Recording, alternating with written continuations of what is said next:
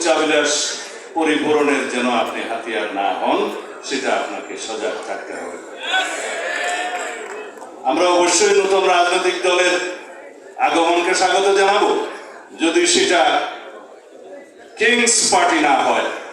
সেই রাজনৈতিক দল যদি সরকারের সাহায্য সহযোগিতা ছাড়া স্বাভাবিকভাবে জন্মগ্রহণ করে, এই দেশের মানুষ সেটা স্বাগতম জানাবে।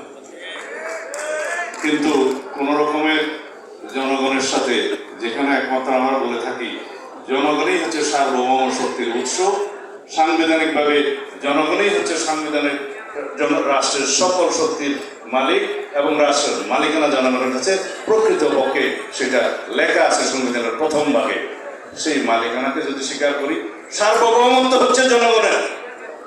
জনগণের সেই সার্বভৌমত্ব প্রতিনিধিত্ব করে তাদের নির্বাচিত প্রতিনিধি, এবং সেই প্রতিনিধিত্বের কথা বলার জায়গা হলো সার্বভৌমত্বের বহিঃপ্রকাশের জন্য সংসদ।